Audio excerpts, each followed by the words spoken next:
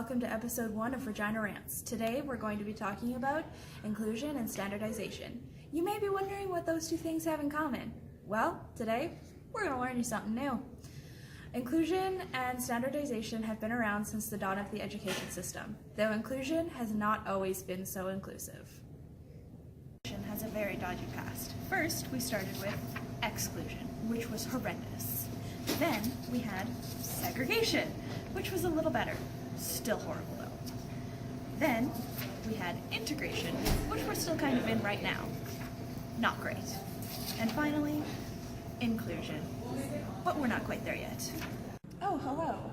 Now, standardization has been a part of education since we started teaching in schools. We started everything because we wanted to prepare our students for the factory work they would be doing their entire lives, which, in today's age, is not a thing.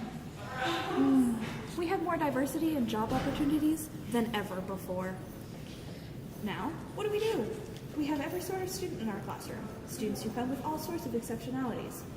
Learning disabilities, gifted students, students with Down syndrome, autism spectrum disorder, fetal alcohol spectrum disorder, and more.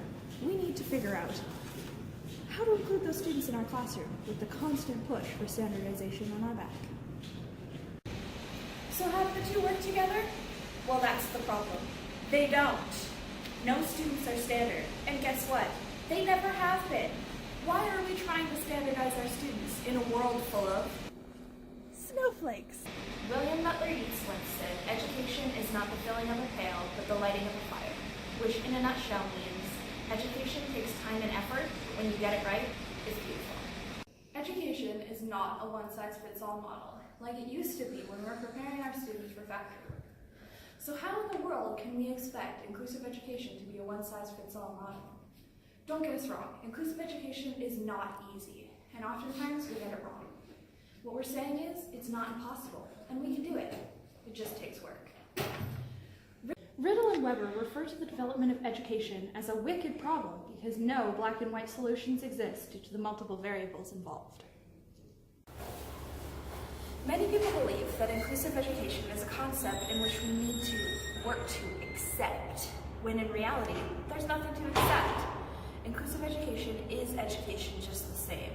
It's not special, as stated in Not Special Needs. I understood through experience that labeling her special from the start prevented anyone from relating to her without the baggage of assumptions and preconceptions that come with that word. This comes from a mother talking about her daughter with special needs. It's no different than any other child having a right to education. Every child, no matter their abilities, deserves the right to safe and effective learning. So let's throw out the question of how do we accept it, and instead start thinking about how we make inclusive education just as effective as mainstream education. Kaegan, and I'm Jessica. And we're from Regina Rants. Thanks for watching. Bye!